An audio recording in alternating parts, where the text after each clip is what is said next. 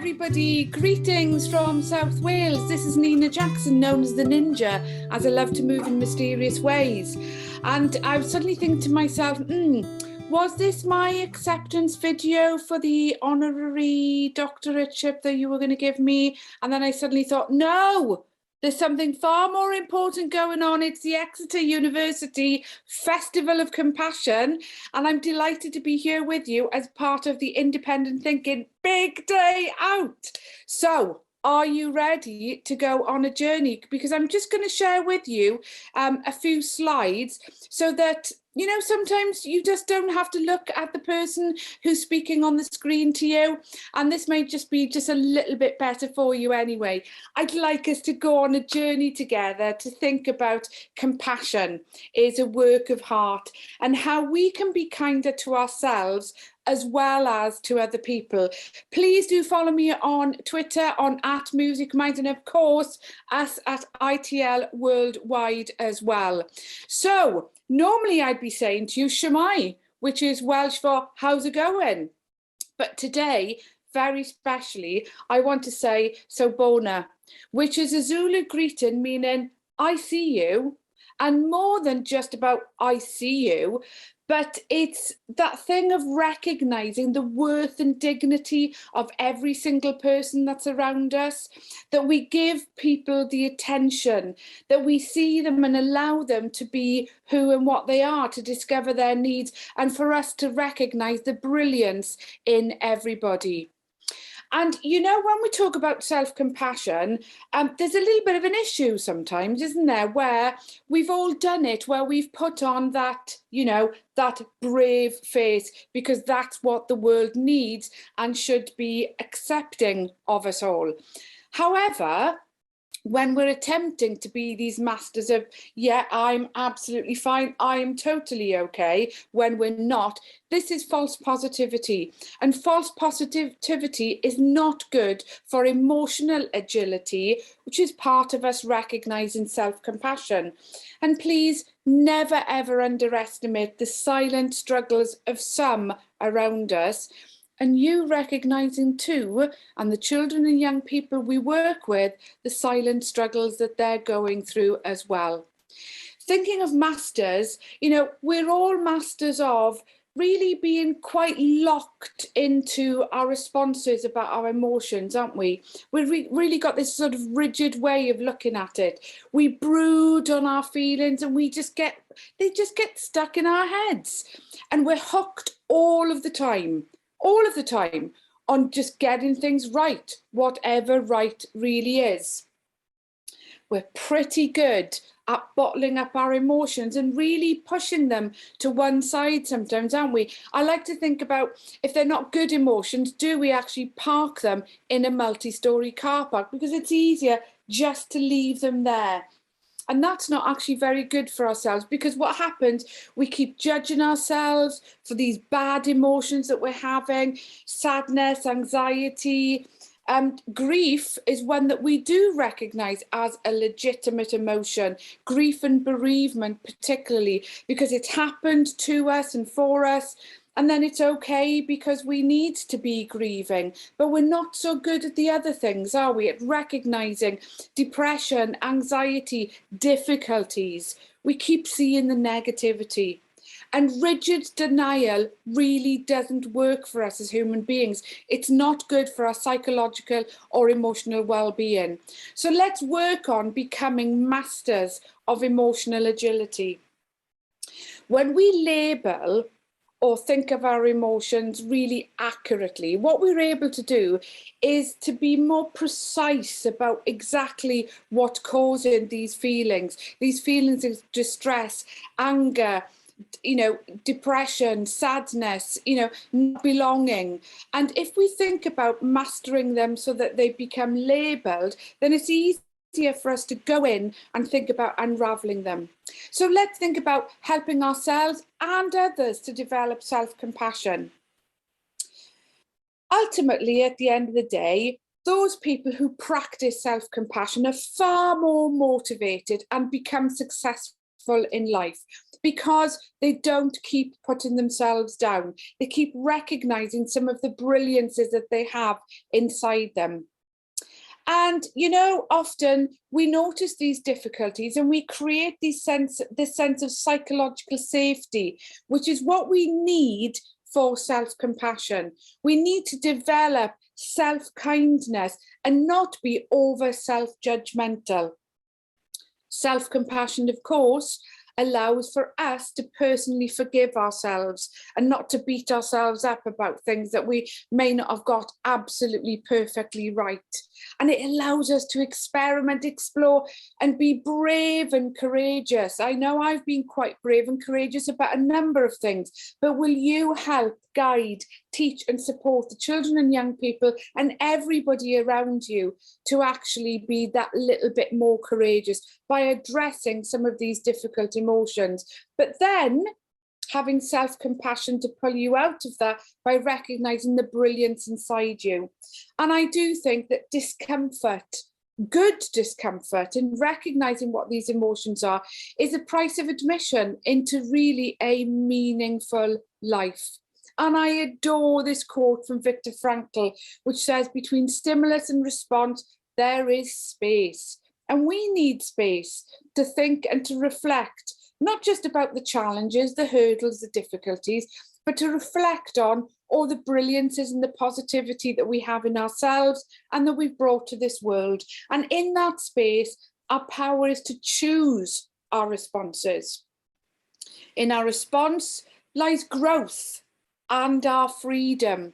And us responding to our own emotions through emotional agility is absolutely spot on. To shift that perspective, to take that broader view and to really value and identify our whys. And when we walk with our whys, that we make those daily choices that reflect really what matters to us individually and for each other. We can grow then, we can grow as individuals and in these communities that we live in and we thrive in. But more than anything, to be open to challenge and be open to change. Life changes, every day changes. And when we change, what we're able to find and recognise is that we have better resilience. So, by recognising these patterns and looking at self-compassion, try and think about labelling these emotions. Often, I do label my own emotions. We all get anxiety, we all get worries. And often I keep coming back to calling my anxiety Kevin. I just don't know why. I hope there's no Kevin in the audience today. But I just say, oh, Kevin, just do one, will you? We just back off now, okay? Because you're messing with my head. And I know what you're doing. And then I'm able to accept them, unravel them, and act upon these values. And so if we're going to look at elements of self-compassion, it's about you, us, and each other, giving ourselves some tenderness and some care that we deserve as human beings. And being really tolerant about so many things, about, not quite getting there, about doing mistakes. I mean, I do a lot of them, on a daily basis. But I do give myself encouragement to actually get through it, move forward, and to practice gratitude. And I also practice forgiveness. I do forgive many, many people, even though they're toxic people, but that's their toxicity, it's not mine. I'm not going to carry that around with me. And through my own self-compassion, what I'm able to do is actually to value everything that I hold dear in the world. And that's gratitude in all its forms. But self-compassion really helps if we find our purpose for self, purpose for others, and purpose in the grand scheme of the world and global connections. So in seeing yourself, in me seeing me, what I'm able to do is also to see others, like I said in the introduction, in the Zulu greeting. And so will you please in you addressing yourself and your needs through self-compassion, what you'll be able to do and what you'll be able to guide and support others to do, the children and the young people, is to see the light in everybody else and be proud of who you are. Acceptance most definitely is the key. I'm never going to be Lara Croft, even though in the morning I look in the mirror and I go, good morning, Lara, you are looking gorgeous. I'm never going to be able to wear that one lovely black lycra suit with the strap-on guns, but it's okay. I'm happy to wear the ninja suit. There's a zip down the back and that zip allows me to be really magical. So in thinking about all of these things, let's just focus on something fantastic from the Japanese art of when, you know, a bowl is broken, that is put back together with these beautiful, beautiful pieces of gold, and it makes something far more beautiful than it ever has been before. And on this journey, please accept this video as something for you to think about, and that when you're maybe broken or somebody else is, that when they put themselves back together, they're even far more beautiful than they were before through self-compassion. When a bowl is broken in Japan, it's put back together with the cracks being filled with gold, creating a beautiful lining. This is to emphasize the beauty in what was once broken. They believe that when something has suffered damage and has a history, it makes it more beautiful. And the same goes for human beings. Everything that you've been through, everything that you're going through, doesn't make your life uglier, although it may seem that way when we're going through it. It's up to us to choose to paint our struggles with gold and make it beautiful. You are not broken beyond repair. You can pick yourself up and learn from what's happened and become a better person from it because of the struggle that you've been through. You can wear your scars proudly as a badge of honor, as if to say, look at what I've been through. It's made me who I am today, and I can get through anything life puts in front of me now. Nobody has had a perfect life, and nobody ever will. It's only up to us if we choose to paint our broken pieces gold and make it beautiful. Don't be ashamed of what's happened to you. Everything that has happened to you has happened to you for a reason. So the more we deny, the more we complain and don't accept what's happened to us, then it doesn't become useful. The moment that we accept and find what's useful in the struggle, the things that we've been through, that's just like us painting the cracks in our broken pieces gold, turning something that could be ugly into something beautiful and inspiring. When what you have been through is inspiration for other people, then it was all worth it. So don't get stuck on how things used to be.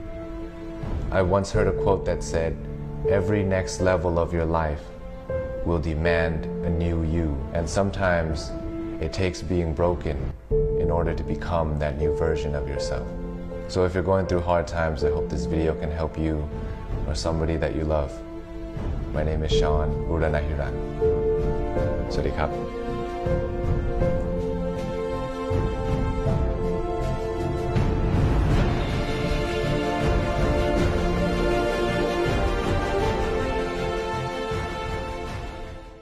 My name is Nina Kintsugi Jackson, and I'm okay with my broken pieces gold because I'm able to practice self-compassion. If you are okay with your broken pieces gold because you are on the journey of self-compassion, gratitude, and recognizing and seeing brilliance in yourself, then please, please move forward in this festival of compassion by not just addressing some of your needs through emotional agility and also positivity, but take it out to the world and help so many others too. It's been my absolute pleasure and privilege to be with you today, and I hope that you have a fantastic, fantastic event, and I cannot wait to come and accept my PhD from you at some other time maybe. Look after yourselves and each other. Much love. Take care. Bye for now.